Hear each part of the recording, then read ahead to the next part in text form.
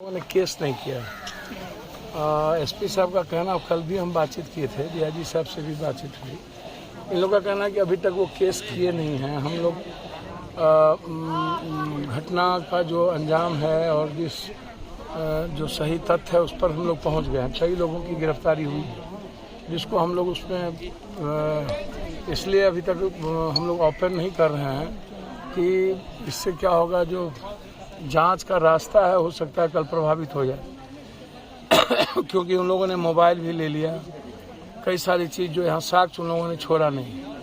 तो अब है कि इन लोगों को तुरंत पहले केस करना चाहिए, जिन पर इनको शक है या जिनको लगता है कि इसने मारा, इनको केस करना चाहिए ताकि अविलंब कार्रवाई हो। एक अच्छे परिवार से थे, इस इलाके में अच्छी जमींदारी भी थी, और जिस तरह की घटना घट रही है, मैं बार बार कहता हूँ, एक दिन में 4 मौत 5 मौत कि आखिर कानून से और डर क्यों लोगों का खत्म होता जा रहा है। लोगों के भीतर भय का वातावरण नहीं है। पटना में कभी किसी को, कमिश्नर की पत्नी को मार दिए जाते हैं, कभी किसी को मार दिया जाता है।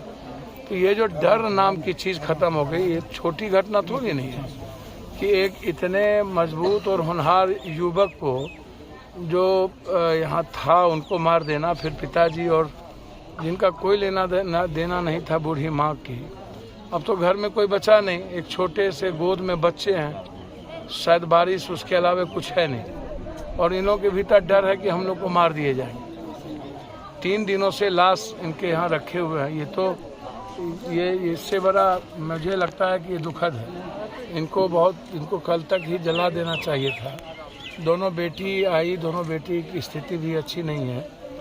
मेरा है कि इसमें स्पीडी ट्रायल तो होना ही चाहिए किसी भी कीमत पर, और जब तक वो लोग गिरफ्तार नहीं होते हैं तब तक इस गांव में सुरक्षा व्यवस्था भी आवश्यक है। गिरफ्तारी नहीं होने के एवज में वो हो सकता है कि साक्ष्य मिटाने के लिए और भी घटना कर सकता है।